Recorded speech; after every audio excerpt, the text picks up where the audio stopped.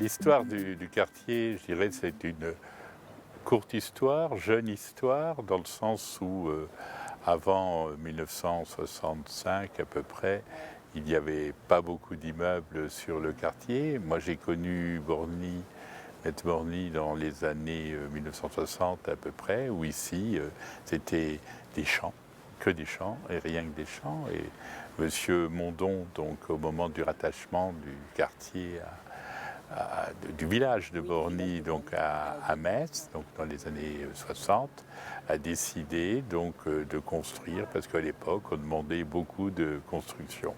Donc a été choisi un Grand Prix de Rome, donc Monsieur Dubuisson, et quand on connaît bien le quartier de Metz-Borny, la plupart des immeubles sont très bien construits, les appartements sont grands, vastes, souvent traversants, et les gens qui ont habité dans ces immeubles ont apprécié.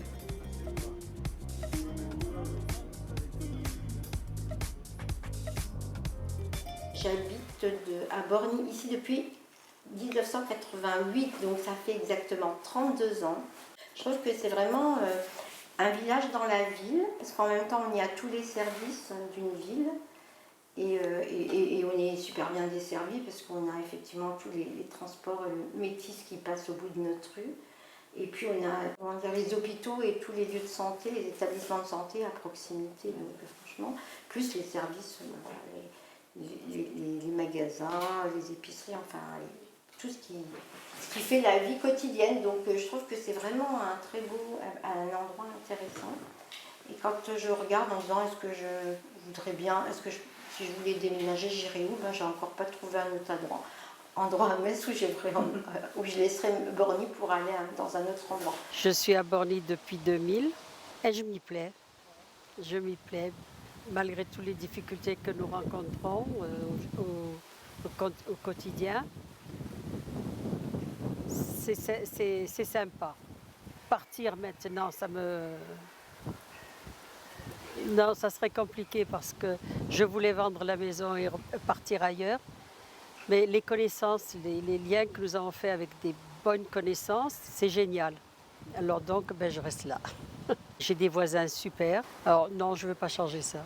Quand on regarde le quartier, donc aujourd'hui, on peut dire que c'est un quartier aéré, parce que les habitations sont loin les unes des autres, il y a de l'espace, on y trouve tout, hein.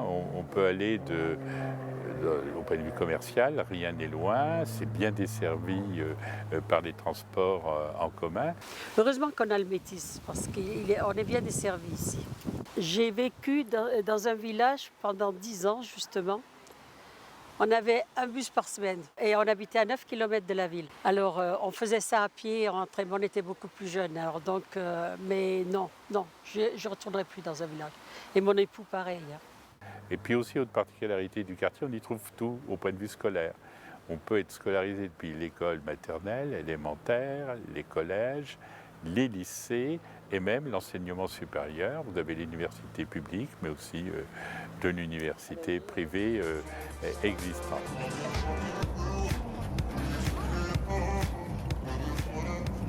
Je trouve qu'en plus, il y a une mixité sociale qui est tout à fait intéressante parce qu'elle est bien équilibrée. En fait, on a des accessions à la propriété et des locatifs et des personnes de toutes les nationalités qui s'entendent super bien. Il y a zéro problème. Alors la première chose qui m'a frappé en arrivant ici, c'est le brassage des jeunes sur ce quartier.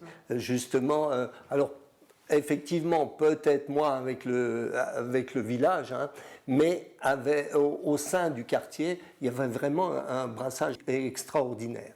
Et ça, malheureusement, ça a disparu au profit d'un certain communautarisme. Les Asiatiques étaient ensemble, les Blancs étaient ensemble. Donc, on a vu apparaître ça, ce qui n'était pas le cas tout au début. On a fait le choix de mettre tout naturellement nos enfants à l'école du quartier. Et c'est malheureusement pas le cas de tout le monde dans notre société. Il y a beaucoup de gens qui échangent, qui s'arrangent pour ne pas favoriser cette mixité, pour que leurs gosses soient bien protégés. Bon, les nôtres n'ont pas été trop en danger apparemment, voilà. Et c'est aussi dans la mentalité des gens, si on veut du brassage, ben, il faut y contribuer soi-même. Au moment de la construction de maisons individuelles dans toute la France, et plus particulièrement en Moselle, beaucoup de personnes ont quitté le quartier pour aller habiter dans ces maisons individuelles. Et je dirais ce qui était classe moyenne à l'époque a disparu. Or, les offices dans le cadre du logement social ont fait parfois du remplissage dans certains immeubles sans, faire les efforts nécessaires d'accompagnement social pour des populations qui n'avaient pas l'habitude de vivre en collectivité. On a essayé d'ouvrir ce quartier sur l'extérieur. Maintenant, il y a plus de gens qui passent, mais en même temps, on a les problèmes qui existaient et qu'on n'a pas pris en compte parce qu'on s'est occupé d'une partie du quartier. Ils ont évolué, ce qui a donné la cour du Languedoc. À un moment donné, c'est la cour des miracles, quoi. Et puis les 4 tours, il y a eu des soucis. Et puis voilà, c'était sûr qu'on allait déplacer les problèmes parce qu'on ne prenait pas l'ensemble de Borny en compte, quoi. Et puis après, c'est aussi ici la zone, la zone franche aussi qui fait qu'on pensait à l'époque qu'on allait créer des emplois et que ces emplois étaient pour les gens du quartier. Or, on s'est rendu compte ensuite qu'on y a installé des médecins, que ça ne crée pas des emplois, en tout cas pour les gens du quartier. En fait, on a permis à des gens d'arriver sur des zones franches à payer moins d'impôts, mais on n'a pas eu leur contrepartie, les emplois. C'était aussi ça le projet c'était effectivement l'urbanisme social et l'emploi. À part l'urbanisme qui a changé, la situation des personnes dans l'emploi n'a pas changé. On a toujours autant de chômeurs sur Borny, etc.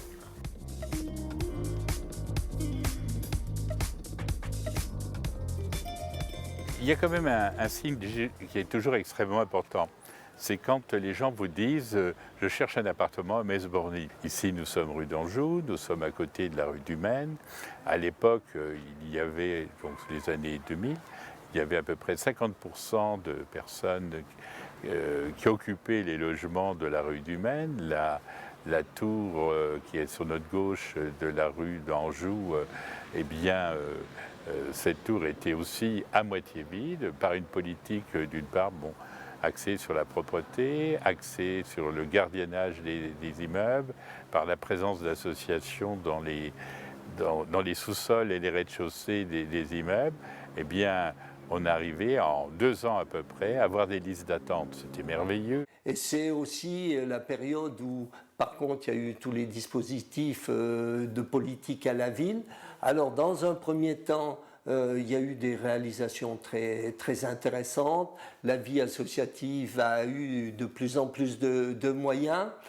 Et ce qui était intéressant sur ce quartier, pour moi professionnel, c'est surtout qu'on a réussi à bosser la plupart des associations ensemble, quoi. Il y a beaucoup d'associations auxquelles moi je fais partie, j'aime.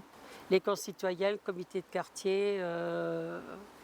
Bon, j'arrête un peu parce que tout simplement, mon mari râle là-dessus. Mais rester enfermé à la maison, c'est pas moi, ça. Si j'avais les choses qui m'ont vraiment marqué sur ce quartier en tant que réussite professionnelle ou satisfaction, c'est les fêtes de quartier. Ouais. C'est vrai qu'on a fait des fêtes énormes. Il y avait 3000 personnes qui venaient à la fête du quartier. J'ai fait venir un funambule qui s'est promené entre les 4 tours.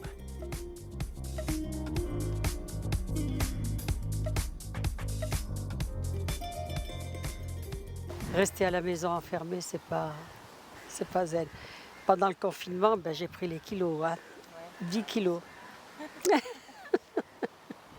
Quand je l'ai appris le soir même à 20h, comme tout Français, j'ai couru au club pour faire une dernière séance. J'ai changé de magasin. Au lieu d'aller par exemple chez Auchan, de grande surface, maintenant je vais dans des petits magasins de proximité où ça va beaucoup plus vite, où il n'y a personne.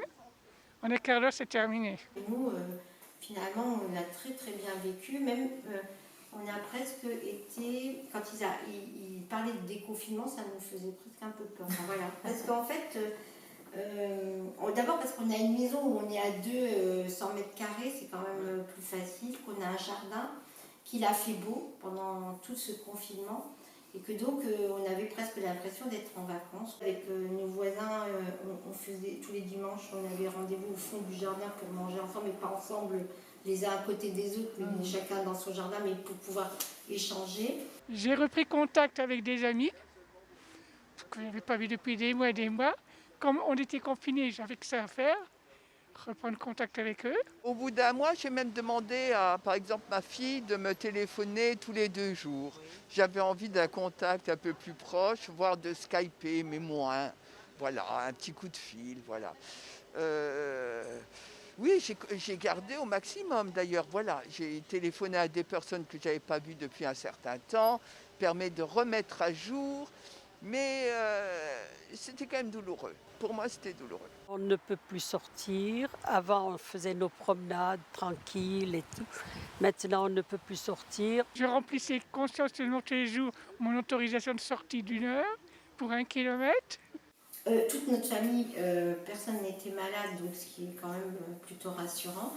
Et puis, nous, on n'avait pas d'enfants à domicile, pas de télétravail. Si moi, j'avais de la visioconférence, parce que au moment-là, j'étais adjointe au maire, donc on était bien obligés de se tenir courant. Mais c'était rien par rapport aux familles qui se sont retrouvées souvent dans des appartements sans pouvoir vraiment sortir, avec du télétravail. Et du coup, avec ce masque, et puis les sorties ne sont pas les mêmes. Plus de plan d'eau, parc de la Seille trop éloigné, donc uniquement à arpenter les rues de Metz. C'est un peu triste, voilà, avec une certaine grande morosité. Mais, point de vue voisin, beaucoup de solidarité. Un voisin que je ne connaissais pas du tout, qui ne disait même pas bonjour, subitement il est venu sonner et dit « Madame, si vous voulez, maintenant je descends vos poubelles. » Une amie que je voyais de temps en temps dans l'ascenseur, « Oh ben si vous voulez, je vais vous chercher du pain. » Les gens sont devenus plus solidaires. Donc je ne peux pas m'arrêter de vivre, la bibliothèque toujours, voilà. Bon, du coup, haut les cœurs quand même, quoi. Haut les cœurs. Voilà.